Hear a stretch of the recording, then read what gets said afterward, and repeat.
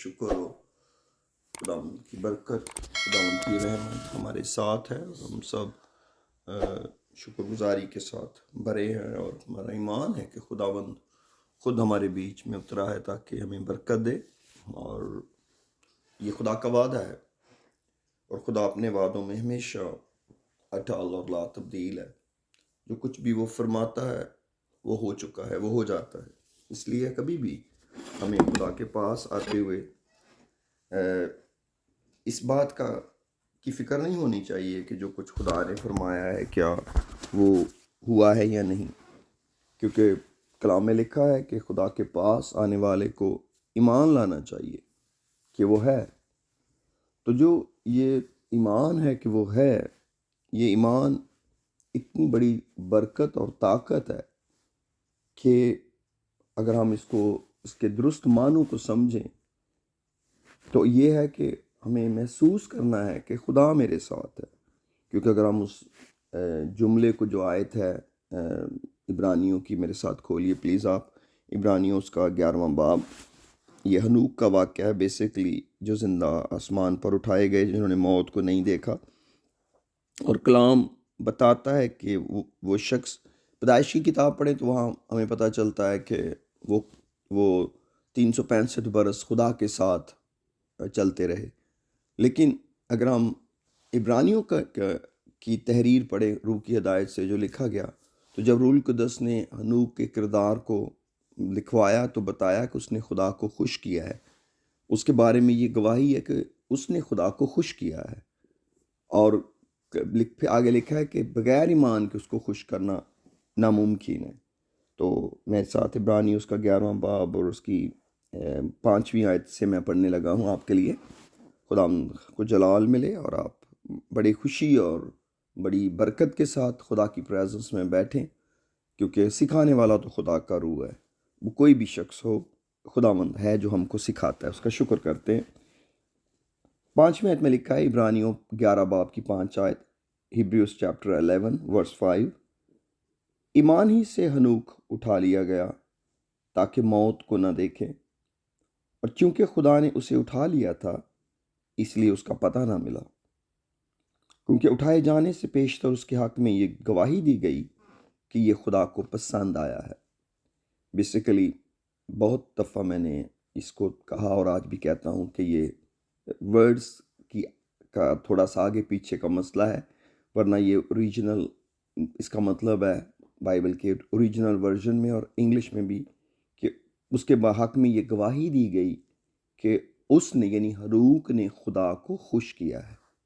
इसलिए मुझे बताना पड़ रहा है कि ये होल लॉट डिफरेंट बात है, पसंद करना और खुश करना। उस हक में ये गवाही दी गई थी कि ये उसने खुदा को पसंद किया है और खुश किया है, और बग़ैर ईमान के खुदा को खुश करना नामुमकिन है। इसलिए कि खुदा के पास आने वाले को ईमान लाना चाहिए कि वो मौजूद है। अब ये जो लफ्ज़ मौजूद है, ये सिर्फ समझाने के लिए आलमों ने दाखिल किया है। जो ओरिजिनल है वो ये है, और ईमान और खुदा के पास आने वाले को ईमान लाना चाहिए कि वो है, वो है। अब जब हम वो है को डायरेक्टली बोलेंगे, के को हटा के, दैट को हटा के, तो यूं बोला जाएगा कि खुदा के पास आने वाले को ईमान लाना चाहिए कि मैं हूँ। मैं हूँ खुदा का नाम है जो खुदा ने मूसा को बताया, और यही अल्टीमेट नाम है खुदा का, मैं हूँ। बाकी सारे नाम जो हैं वो मैं हूँ के अंदर है, क्योंकि खुदा का जो नाम है, क्योंकि खुदा ने कहा कि उनको यही कहना कि मैं हूँ ने मुझे भेजा है। तो जो मैं हूँ का मतलब है कि मैं ज़मानों से बाहर हूँ। मेरा कोई माजी नहीं, मेरा कोई हाल नहीं, मेरा कोई मुस्तकबिल नहीं। मैं हर वक्त, हर जगह, हर वक्त में वैसा ही हूँ। जैसा मैं अदन में था ऐसा ही मैं 2025 में आज हूँ। 8 नवंबर को मेरे लिए अदन की जगह, और अदन से पहले जब मैंने कुछ भी नहीं सोचा था, जब सिर्फ मैं ही मैं था अब्दियत में, वो और आज 8 नवंबर 2025 मैं वही हूँ, मैं हूँ। तो एजेस के अंदर जो कुछ भी बदला है, तो ये मैं हूँ का मतलब है कि खुदा के पास आने वाले को ईमान लाना चाहिए कि मैं हूं, मैं बदल नहीं रहा, एग्जैक्टली जो लिखा वही बोल रहा हूं कि मैं हूं और अपने तालबों को बदला देता हूं। जब कोई पास आता है तो पहली बात ये यकीन है कि खुदा मैं हूं है और वो मुझे मिल जाएगा। जो मुझे मुझे लेने आए हैं, मुझसे नहीं लेने आए, मुझे लेने आए हैं, जो मुझे लेने आए हैं। तालिब का मतलब है वो ये नहीं कि वो मुझसे कुछ चाहते हैं, वो मुझे चाहते हैं और मैं अपने तालबों को बदला देता हूँ। तो आप किससे पूछना आप किस चीज़ के तालिब हैं? हमें एडमिशन फॉर्म चाहिए तो आपको एडमिशन फॉर्म मिल जाता है। और अगर आप खुदावंद के पास आए और खुदावंद पूछे आपको क्या चाहिए, तो खुदावंद मुझे तू चाहिए। तो खुदावंद कहता है कि मैं अपना आप दे देता हूँ, जो मुझसे मुझे मांगते हैं वो मुझे पा लेते हैं। इसीलिए खुदा ने रूल कुद्दस के वसीले हमारे अंदर बसेरा किया कि खुदा की प्रेजेंस हमारे अंदर है। तो मेरे अजीज़ों, मेरा और आपका ईमान जो है वो इतनी बड़ी बरकत अपने अंदर समेटे है। तो अगर मेरा खुदा और आपका खुदा मैं हूँ है, जो हर वक्त हर जगह मौजूद है और वो सब कुछ करने की कुदरत रखता है, तो अगर हमें इसका पूरा इल्म हो जाए और हमारा भरोसा खुदा पर हो जाए, तो हमें खुदा की शुक्रगुजारी करना, खुदा की तमजीद करना, खुदा के नाम के गीत गाना कभी भी मुश्किल नहीं होगा किसी भी शख्स के लिए। क्योंकि खुदा ने चर्च को यूं नहीं डिज़ाइन किया था कि उसमें एक टीम होगी जो जिसका काम गाना होगा और वो मिनिस्ट्री होगी। हमारे घर में मेरे भाई की डेथ हुई कुछ कुछ देर पहले, कुछ महीने पहले, तो यानी साल से ऊपर। तो एक वो हमारे इस एरिया की बहुत अच्छी वर्शिपर हैं, खुदा की बंदी, हमारे घर अफसोस के लिए आई और वो सैमुअल से प्रस्तश के बारे में बातें कर रही थी मेरे बेटे से। तो मेरे बेटे ने उनको बताया कि सिस्टर जी, जो वर्शिप है ना, ये कोई मिनिस्ट्री नहीं है चर्च के अंदर कि आप कहें मेरी मिनिस्ट्री, या कल को मैं अपनी मिनिस्ट्री बुला लूँ मेरी वर्शिप मिनिस्ट्री है। मिनिस्ट्री नहीं है ये। वर्शिप हर एक शख्स का काम है, हर मुकद्दस का काम है।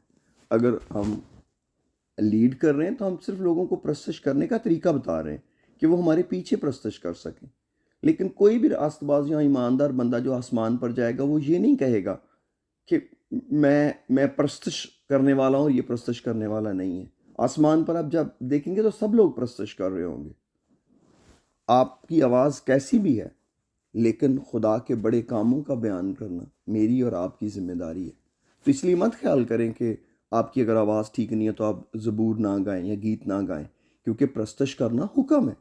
ये खुदा ने हुक्म दिया है कि गाते बजाते हुए उसकी हमद करो। तो खुदा ने, मूसा ने भी यही कहा था कि मैं ठीक से बात नहीं कर सकता। तो खुदा ने कहा इंसान का मुंह किसने बनाया है? मैंने बनाया, मुझे पता है। अगर मैं मुंह बनाने वाला तुझे भेज रहा हूं तो मुझे बताने की क्या जरूरत है कि तू तू बोल नहीं सकता, तू रुक रुक के बोलता है। और वही गुफ्तगू थी जिसके अंदर मूसा के कहने पर हारून को शामिल किया गया।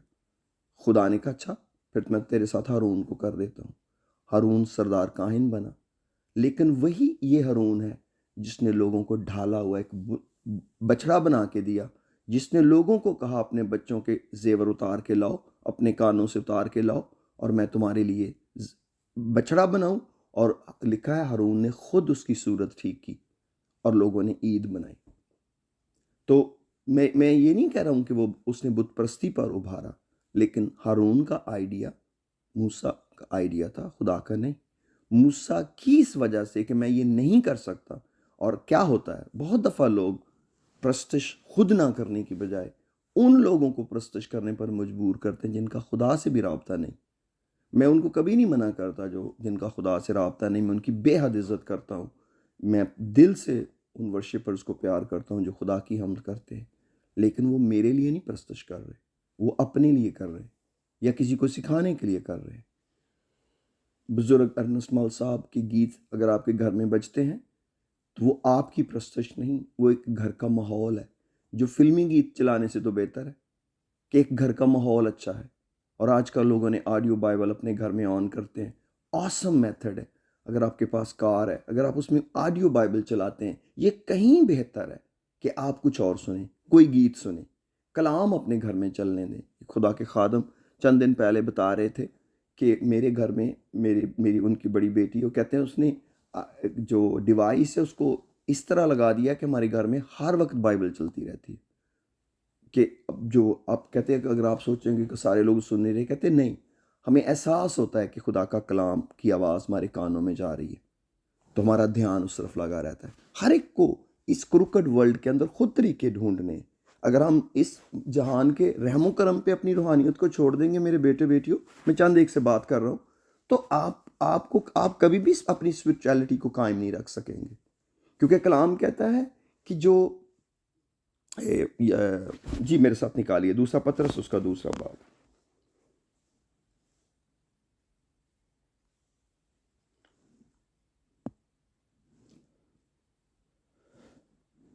खुदा तेरा शुक्र हो, प्रेज अल्लाह। 5वें आयत में, चले थोड़ा सा ऊपर से पढ़ता हूँ। 4थी आयत में लिखा है, ये मेरे और आपके लिए आखिर ज़माना के लोगों के लिए खुदा का कलाम है। दूसरा पत्रस उसका दूसरा बाब और उसकी 4थी आयत में लिखा है, क्योंकि जब खुदा ने गुनाह करने वाले फरिश्तों को ना छोड़ा बल्कि जहन्नम में भेजकर तारीक गारों में डाल दिया ताकि अदालत के दिन तक हिरासत में रहें, और न पहली दुनिया को छोड़ा बल्कि बेदीन दुनिया पर तूफान भेजकर रास्तबाजी के मुनादी करने वाले नूह को मैं और 7 आदमियों के बचा लिया, यानी कि उसके ख़ानदान के साथ बचा लिया, और सदूम और अमूरा के शहरों को खाके से आ कर दिया और उन्हें हलाकत की सज़ा दी, और आइंदा ज़माना के बेदीनों के लिए जाए इबरत बना दिया, और रास्तबाज लूत को जो बेदीनों के नापाक चाल चलन से दिख था रिहाई बख्शी। चुनाचे वो रास्तबाज उनमें रहकर उनके बेशरा कामों को देखकर और सुन सुनकर गोया हर रोज अपने सच्चे दिल को शिकंजा में खींचता था। तो खुदावंद दीनदारों को आजमाइश से निकाल लेना और बदकारों को अदालत के दिन तक सजा में रखना जानता है, खुसूसन उनको जो नापाक ख्वाहिशों से जिस्म की पैरवी करते हैं और हुकूमत को नाचीज जानते हैं। वो गुस्ताख और खुद राय हैं और इज्जतदारों पर लान तान करने से नहीं डरते। यहाँ पर हमें एक शख्स का जिक्र मिलता है जिसका नाम है लूत, जो रास्तबाज था। लेकिन कौन सी चीज़ उसकी रूह को पिघला रही थी, कौन सी चीज़ उसकी रास्तबाजी के लिए चैलेंज थी, उसको दोबारा पढ़ते हैं। लिखा है 8वीं आयत, वो रास्तबाज यानी कि लूत उनमें रहकर, यानी सदूम और अमूरा के लोगों की बात हो रही है, उनके बेशरा कामों को देख देख कर, नंबर 1, उनके बेशरा कामों को देख देख कर, और नंबर 2, सुन सुनकर गोया हर रोज अपने सच्चे दिल को, दिल सच्चा है, बंदा रास्तबाज है, लेकिन जो देख रहा है और जो सुन रहा है वो पोल्यूटेड है। उसकी वजह क्या हुई? उसका दिल शिकंजे में था कि जो उसकी हालत है कि जो खुशी के तेल का मसा उसके पास हो, जो रूहानियत की ताजगी उसके पास हो, वो नहीं है। क्योंकि जो कुछ वो सुनने और देखने के लिए उसका चुनाव है वो बुरा है। और मैं आपको बताना चाहता हूँ, मेरे बिशप खुदा उनके बुजुर्ग खादम कहते हैं, इस वक्त का सदूम और अमूरा हमारा इंटरनेट है। इस दौर का सदूम और अमूरा हमारा इंटरनेट है। जितना भी सोशल मीडिया है, अगर आप इसको सिलेक्टिवली यूज़ नहीं करेंगे, वाइजली यूज़ नहीं करेंगे, अपने बदन को डांट कर इस्तेमाल नहीं करेंगे कि मेरी ज़रूरत क्या है, आपको भी लूत ही की तरह, मुझे भी लूत ही की तरह चुनाव करना पड़ेगा कि हम रूहानी तो हैं, मगर जो कुछ देख रहे हैं ना उस पर कोई कंट्रोल है, और जो सुन रहे हैं ना उस पर कोई कंट्रोल है। तो अगर आप अपने सुनने और देखने पे कंट्रोल नहीं कर सकते, तो मेरी ज़िंदगी का शख्सी तजर्बा अपने पास लिख के रखें, आप कभी भी रूहानी ग्रो नहीं कर सकते, कभी भी। ये नामुमकिन हद तक है। फिर यही होगा कि आप 24 घंटों तौबा करेंगे, फिर खुदा के साथ चलेंगे, फिर तौबा करेंगे, फिर खुदा के साथ चलेंगे, और यू विल नेवर ग्रो। क्यों? क्योंकि इब्लीस ने हमारे कानों और आंखों के लिए इन 20 सालों में इतना काम किया है कि शायद हम खादमों ने अपनी कलीसियाओं के लिए शायद नहीं किया। क्यों? क्योंकि जो फ्रेम्ड इबादत है उसने बहुत नुकसान किया है। जो फ्रेम्ड मेथड्स हैं वो उन्होंने बहुत नुकसान किया है कि जब आप ढांचा खड़ा करते हैं चीज़ों का तो फिर आप चीज़ों को कंट्रोल में करना चाहते हैं। और मेरे अजीज़, रूहानियत कभी ढांचे में नहीं बांधी जा सकती। खुदा का रूह कैसे रोका जा सकता है? अगर आप खुदा के रूह में मसरूर हैं और आप घड़ी देख के दुआ कर रहे हैं, मैं ये नहीं कह रहा घड़ी देख के दुआ ना करें, लेकिन अगर आपको खुदा का रूह कह रहा है कि आप चंद मिनट और लगा लो तो आपको विक्ट्री मिल जाएगी, तो क्या फतह ज़रूरी है या कि हमारा कैलेंडर ज़रूरी है? किसी भी मेथड से प्रेयर चेन या मजबूरी अपनी ड्यूटी की वजह से, इसके अलावा अपने माइंड को बिठा कर बैठना कि मैंने इतनी देर दुआ करनी है, ये इतना डेंजरस आइडिया है जिसकी जितनी इंसल्ट की जाए कम है। क्योंकि ये खालक और मालक की तौहीन है कि इबादत गुजार खालक के सामने से उठकर चला जाए कि मेरा टाइम ख़त्म हो गया। मजबूरी खुदा दिलों को जानता है। मेरे बेटों, मेरी बेटियों, आप सोचे मेरी वाइफ चावल पकाए और वो मेरे बेटों को कहे या मुझे कहे सिर्फ 5 मिनट रुक जाएं, ये चावल अभी कच्चे हैं, और हम कहें हमने 5 मिनट नहीं रुकना, हमें अभी उतार के दे दें। मैं मिसाल दे रहा हूँ। और वो चावल कच्चे हों, क्या एक शख्स की सारी मेहनत नहीं बर्बाद होगी? आपका अपना टेस्ट नहीं ख़राब हो गया? क्या आप टाइम के साथ ट्रेन से उतर जाते हैं कि हमारा टाइम ख़त्म हो गया, उतर जाए, हमें जंगल में उतार दें, हैदराबाद के बाद जहाँ मर्जी, हमने नहीं कराची पहुँचना? कभी कोई कहता है? क्या हम कभी जाके पायलट से कहते हैं फ़्लाइट डिले हो गई है, हवा में है, उतारो? नहीं, कोई बात नहीं। लेकिन सबसे ज़्यादा टाइम कहाँ पर पाबंदी है? सिर्फ इबादत पर, कि चर्च लंबा हो गया। मैं ये नहीं कहता चर्च लोगों को लंबा करना चाहिए, चर्च का लंबा हो ही नहीं सकता कभी भी। मुझे कोई इतवार को कहे आप चर्च लंबा करते हैं, या मैं कर सकता हूँ, मुझे पूछे मेरा इतवार कैसा होता है, मुझे कोई एक लम्हा भी वहाँ रुकने की का शौक़ नहीं। मैं जितने टाइम कम कर रहा हूँ मैं कर रहा हूँ। लेकिन मेरे अजीज़ों, अगर मैं अपने बाप से बात कर रहा हूँ और खुदा का रूह कहता है गीत और गा, तू गैर ज़ुबानों का तर्जमा करने वाला बन जाएगा, तो रूह की नेमतों में आगे बढ़ जाएगा, तुझे रूह की नेमत मिल जाएगी।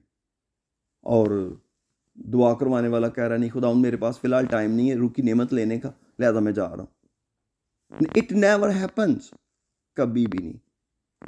मुझे नहीं पता खुदा का रूह आप में से किस से बात कर रहा है, लेकिन मुझे पता है कि शायद आप में से किसी का ये बैरियर तोड़ा नहीं गया जो आज टूट गया है। आपको मुबारक हो।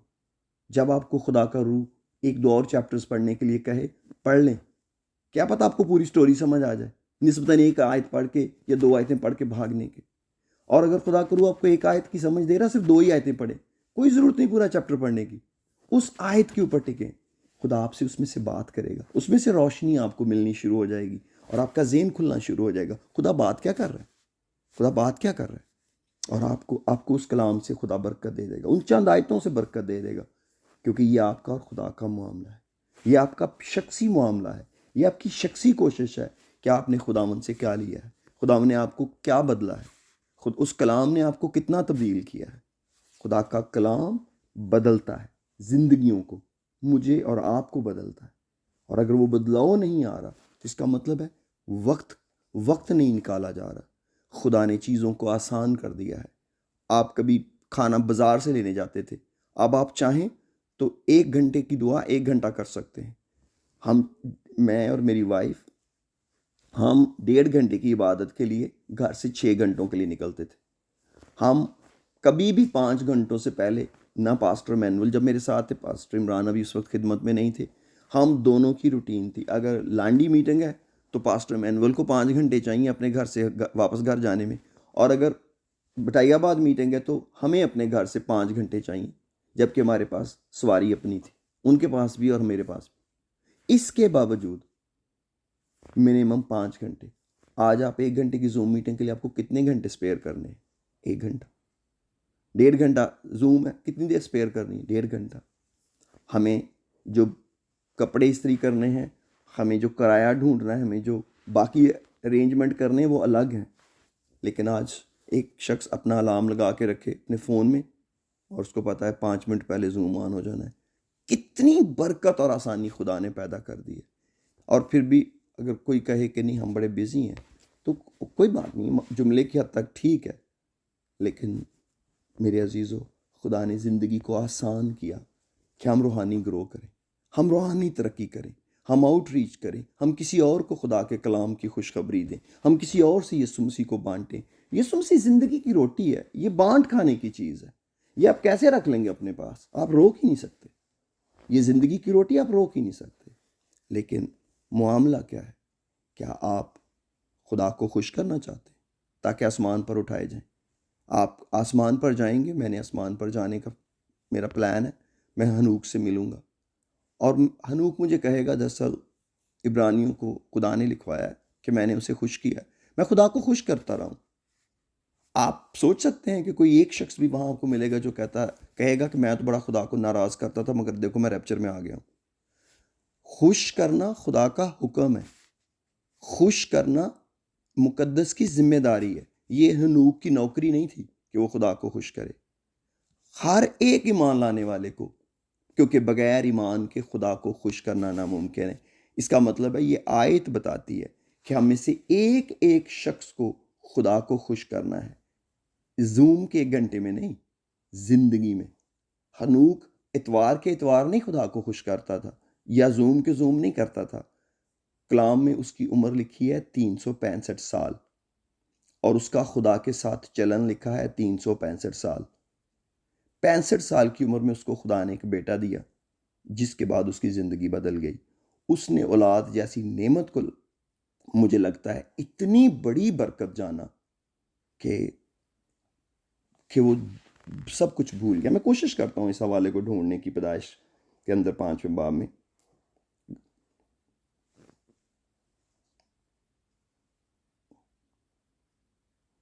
जी, पैदाइश की किताब 5वां बाब और उसकी 18वीं आयत में लिखा है, ये वही हनूक जिस बुजुर्ग का जिक्र हम अभी इब्रानियों 11 बाब में पढ़ रहे थे 5वीं आयत में। और 18वीं आयत में लिखा है, पैदाइश 5 बाब की 18 आयत, और यारद 162 बरस का था जब उससे हनूक पैदा हुआ। और हनूक की पैदाइश के बाद यारद 800 बरस जीता रहा, और उससे बेटे और बेटियां पैदा हुई। और यारद की कुल उम्र 962 बरस की, तब वो मरा। और हनूक 65 बरस का था जब उससे मितोसिला पैदा हुआ। और मितोसिला की पैदाइश के बाद हनूक 300 बरस तक खुदा के साथ साथ चलता रहा, और उससे बेटे और बेटियां पैदा हुई। कई लोग नेमत को टर्निंग पॉइंट समझते हैं। मुझे याद है, पास्टर इमैनुअल को खुदा ने जब जोएल दिया, तो उस पहले साल में उन्होंने छुट्टियों में रोज़ा रखा। अगर मेरी कैलकुलेशन गलत है तो फिर 27 और प्रसिकला मुझे मुआफ़ करें, लेकिन जो बात मुझे याद है, जब पैदा हुआ जोएल, जिसको हम इधर जोल बोलते हैं, वहाँ जोएल बोलते हैं, एक नबी का नाम है, बड़ा प्यारा बेटा। तो उसके बाद से पास्टर मैनुअल ने छुट्टियों में 21 दिन रोज़ा रखने का प्लान किया। अब उनका बेटा कॉलेज में, जोएल, पास्टर मैनुअल आज भी वैसे ही हर छुट्टियों में रोज़ा रखते हैं। मेरे अजीज़ों, लोगों की ज़िंदगी में टर्निंग पॉइंट आते हैं। हमारे यहाँ पर एक बुज़ुर्ग खादम है, बिशप मैंगन, अब उनका बेटा भी, दोनों बाप बेटे की डेट ऑफ बर्थ सेम है। बिशप एंथनी की माँ जो है अभी 98 या 99 ईयर ओल्ड है। जब उनका बेटा पैदा हुआ, उनका एक ही बेटा है, तो जब वो पैदा हुआ था तो वो उसकी बर्थडे के दिन रोज़ा रखती हैं, और सूरज तुलू होने से सूरज गुरूब होने तक वो अपने आप को कमरे में बंद रखती हैं, माँ और अब दादी भी। तो वो अपने बेटे के लिए पूरा दिन रोज़े में दुआ करती हैं। अब उनका बेटा, I think he is 75 like that, जो बिशप है, वो आज भी अपने बेटे के लिए ऐसा ही करती हैं। लेकिन खुदा का ऐसा करना हुआ कि आगे उनका बेटा जो पैदा हुआ, जो अब पास्टर है उस चर्च का, उसकी डेट ऑफ बर्थ भी अपने बाप की ही डेट ऑफ बर्थ है। वो दोनों का डेट ऑफ बर्थ, दोनों बाप बेटे की एक ही है। तो माँ और दादी आज भी वैसे ही, बिशप बताते हैं कि मेरी माँ सूरज तुलू होने से लेकर सूरज गुरूब होने तक रोज़ा रखती है, और अपने आप को कमरे में बंद करके, अगर आप चाहें, सिस्टर वेस्टा मैंगन, गूगल पे जाएं और यूट्यूब पे, अगर आप कंट्रोल यूज़ करना चाहते हैं तो एक चंद दिन पहले का उनका मैसेज है, वेस्टा मैंगन का, वी से लिखती हैं वेस्टा मैंगन, उनका नाम टाइप करके उनके मैसेज सुने। कोई खादम नहीं है जो उनके सामने कलाम सुनने की जरूरत करता हो। इतनी पावरफुल मिनिस्ट्री है उस खादमा की कि वो खादम रोने पर मजबूर है उनके आगे बैठकर कि हम कैसे इस बूढ़ी औरत के पैमाने पे पूरे उतरेंगे, कब हम जाकर इसकी तरह खुदा का काम करेंगे, रूहों का बोझ लेंगे। शी इज़ ऑलमोस्ट 98 और 99 ईयर्स ओल्ड, मुझे उनकी करेक्ट एज नहीं पता। तो 65 साल की उम्र में एक बेटा मिला हनूक को, जिसने हनूक की ज़िंदगी में शुक्रगुजारी का कोई ऐसा चिराग रोशन किया कि खुदा ने मुझे औलाद दी है कि अगले 300 साल तक बंदा खुदा के साथ चलता रहा। जब रूल कुदस ने लिखवाया तो पहले 65 साल खुदा ने छुपा दिए। खुदा ने कहा वो 365 वर्ष खुदा के साथ चलता रहा। हम भी जब निजात पाते हैं तो हमारी पुरानी ज़िंदगी कवर हो जाती है। खुदा हम कोई रास्तबाजों की लिस्ट में जब डालता है तो हमारी गुनाह वाली ज़िंदगी नहीं खुदा बताता कि उसमें क्या क्या हुआ था, सब कुछ ब्लड कवर कर देता है। खुदा के बेटे यस्सु के लहू में इतनी कुदरत है कि वो हमारे माजी के सब गुनाह धो देता है। इसीलिए खुदा जब हमारा नया रिकॉर्ड लिखाता है तो हमारे गुनाह नहीं लिखवाता। हम समझते हैं खुदा भूल गया, खुदा भूल नहीं गया, खुदा अपने कलाम में सच्चा है। अगर आपको अपने माजी के गुनाह याद हैं तो वो सिर्फ रहम के लिए हैं। मुझे अपने माजी के गुनाह और बदियाँ याद आती हैं, मगर वो सिर्फ खुदा का रहम याद दिलाती हैं मुझे कि खुदा ने इस गुनाह में मुझ पर रहम किया था। वो मुझे दर्द नहीं देती, मैं और खुदा के आगे हम्बल होता हूँ। खुदा तूने मुझे जीने का मौका दिया, तूने मुझ पर ट्रस्ट किया कि मैं तुझे खुश कर सकूं, मैं तुझे खुश कर सकूं। लास्टली मेरे अजीज़ों, आज के कलाम की एक आयत पढ़ते हैं, उसके बाद एंड करते हैं। टाइम का ख्याल रखते हुए, मैं टाइम की पाबंदी में हूँ नहीं वैसे, लेकिन एनीवे मैं फिर भी एक निज़ाम के ज़रूर ताबे हूँ और ये मीटिंग एक निज़ाम के तहत है। मैं उस निज़ाम को बहुत प्यार करता हूँ, इसलिए मैं चाहता हूँ मेरे साथ आज के कलाम की बात सीखें। हालेलुया। लूका की इंजील के 17वें बाब में चलते हैं, उसकी 17वीं आयत से थोड़ी सी पीछे से पढ़ते हैं। थोड़ा सा वाक़या आपको बताना चाहता हूँ। 12वीं आयत में लिखा है, लूका 17 बाब 12वीं आयत, और एक गांव में दाखिल होते वक्त 10 कोढ़ी उसको मिले, यानी यीशु मसीह को मिले। उन्होंने दूर खड़े होकर बुलंद आवाज़ से कहा, यीशु ऐ साहिब हम पर रहम कर। उसने उन्हें देखकर कहा, जाओ अपने तई काहिनों को दिखाओ। और ऐसा हुआ कि वे जाते जाते पाक साफ हो गए। फिर उनमें से एक से देख कर कि मैं शिफा पा गया। Get ready. बुलंद आवाज से खुदा की तमजीद करता हुआ लौटा और मुंह के बल यीशु के पांव पर गिरकर उसका शुक्र करने लगा। और वो सामरी था, कमजोर जात का, गैर कौम का, रिजेक्टेड था। यीशु ने जवाब में कहा, क्या 10 पाक साफ ना हुए? फिर वो 9 कहां है? क्या इस परदेसी की सिवा और ना निकले जो लौट कर खुदा की तमजीद करते? फिर उसने कहा, उठकर चला जा, तेरे ईमान ने तुझे अच्छा किया। तो आज का टाइटल है, जो लास्ट पे आपको बता रहा हूं जब मैसेज एंड हो गया, कि बाकी 9 कहां है? बाकी 9 कहां है? यीशु मसीह ने कहा बाकी 9 कहां है? फिर वो 9 कहां है? 17वीं आयत में लिखा है। तो मेरे अजीजों, हमने कभी उन 9 में नहीं बनना जो खुदा की तमजीद करना भूल जाएं, जो मौजज़ा लेकर लोगों को तो बताए मगर खुदा के पास ना आए। याद रखें, तमजीद सारी ज़िंदगी का मामला है। जोएल कॉलेज में जाए, कामयाब हो के शादी करा के बच्चे हो जाएं, कुछ भी हो जाए, शुक्रगुजारी रहेगी। इसलिए मेरे अजीज़ों, ये वन टाइम इवेंट नहीं है कि हम मुकद्दसों को घर बुलाएं, खाना खिलाएं और कहीं शुक्रगुजारी की इबादत है। That is a beginning. वो शुरू है, वो शुरुआत है। जैसे पानी का बपतिस्मा, तौबा और पाकरू पाना, ये शुरुआत है, ये रूहानी ज़िंदगी नहीं है।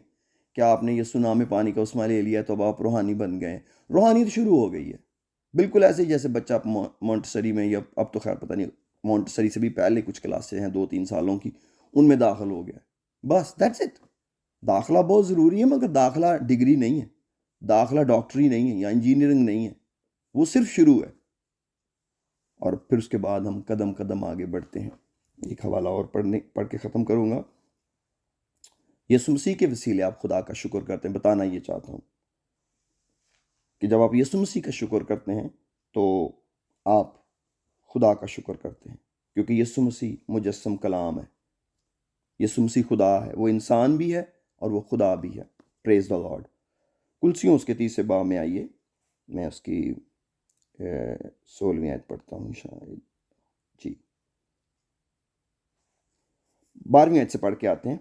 12वीं आयत से पढ़ते हैं। कुलसियों 3 बाब की 12 आयत लिखा है, पास खुदा के बरगजीदों की तरह जो पाक और अजीज़ हैं, दर्दमंदी और मेहरबानी और फ़रोतनी और हिल्म और तहम्मुल का लिबास पहनो। अगर किसी को दूसरे की शिकायत हो तो एक दूसरे की बर्दाश्त करे और एक दूसरे के कसूर मुआफ़ करे। जैसे खुदावंद ने तुम्हारे कसूर मुआफ़ किए वैसे ही तुम भी करो। और इन सब के ऊपर मोहब्बत को जो कमाल का पटका है बांध लो, और मसीह का इत्मीनान जिसके लिए तुम एक बदन होकर बुलाए भी गए हो तुम्हारे दिलों पर हुकूमत करे, और तुम शुक्रगुजार रहो। शुक्रगुजारी करो नहीं, तुम शुक्रगुजार रहो। मसीह के कलाम को अपने दिलों में कसरत से बसने दो और कमाल दनाई से आपस में तालीम और नसीहत और अपने दिलों में फजल के साथ खुदा के लिए, पूरी कलीसिया को कहा जा रहा है, खुदा के लिए मज़ामीर और गीत और रूहानी गज़लें गाओ। और कलाम या काम जो कुछ करते हो वो सब खुदावंद यस्सु के नाम से करो और उसी के वसीला से खुदा बाप का शुक्र बजा लाओ। इसीलिए जब आप यस्सु मसीह के हजूर शुक्रगुजारी करते हैं तो ये शुक्रगुजारी बाप को पहुंचती है, क्योंकि कलाम के मुताबिक यीशु मसीह बाप का चेहरा है। लिखा है वो अनदेखे खुदा की सूरत है, इसी कुलसियों में लिखा है। अगर आप चाहें तो ऊपर की आयतों में पढ़ सकते हैं, इसी दूसरे बाब के अंदर, पहले बाब से इतना बड़ा नहीं है। और इसी के पैरेलल आप यही आयतें इफ्सियों के ख़त में भी पढ़ते हैं मेरे अजीज़ों, वहाँ भी आपको ऐसा ही बयान मिलता है। खुदावंद आपको बड़ी बरकत दे, खुदावंद आपको शुक्रगुजार दिल बख्शे, मुझे भी शुक्रगुजार दिल बख्शे, और हम खुदा की नेमतों की शुक्रगुजारी करते रहें। मैं नहीं चाहता आप किसी को भी कॉपी करें, हनूक को या पास्टर मैनुअल को या वेस्टर मैंगन को या मुझे या किसी और को, लेकिन आपका खुदा के साथ एक रिश्ता है। लेकिन अगर आप में से किसी की कॉपी करना भी चाहें, it's so beautiful, it's so beautiful. लेकिन आइए, जितनी भी ताकत आपको खुदावंद दे, अपने बोझ खुदावंद को दें, अपनी फ़िक्रें खुदावंद को दें और उसकी शुक्रगुजारी करें। खुदावंद तेरी दी हुई नेमतों का शुक्र हो, इस सांस का, इस ज़िंदगी का और इन नेमतों का, क्योंकि पौलुस कहता है वो तो कुछ नहीं मांगता, वो तो खुद सबको ज़िंदगी और सांस और सब कुछ देता है। आइए, ज़िंदगी जो हमेशा की ज़िंदगी है और सांस जिसके अंदर हम जी रहे हैं, और हम सब चीज़ों के लिए खुदा का शुक्र करें और कहें खुदा ये तूने दी हैं, बेशक तूने मुझे मेहनत की ताकत दी, लेकिन खुदा ये तेरी देन है, ये तेरी बरकत है इस निजात के लिए। और एक रेवलेशन की तरह मैं आपको बताऊँ, खुदावंद यस्सु के लहू के लिए खुदा का शुक्र करें। ये लहू है जिसने हमें फिर से बाप के साथ मिला दिया, हमारी सुलह करा दी। ये वो कीमत है जो सलीब पर दी गई, वो कोड़ों की मार है जो यरूशलेम में यीशु मसीह ने खाई, वो तौहीन और तहकीर है जो उसने बर्दाश्त की, और ये उसका प्यार है जो मेरे और आपके लिए इंसान बने। उसने उस बड़ी जलाली शान को छोड़ा और खादम की सूरत इख्तियार करके हमारे बीच रहा। आइए उसका शुक्र करेंगे उसके प्यार के लिए। हो खुदा।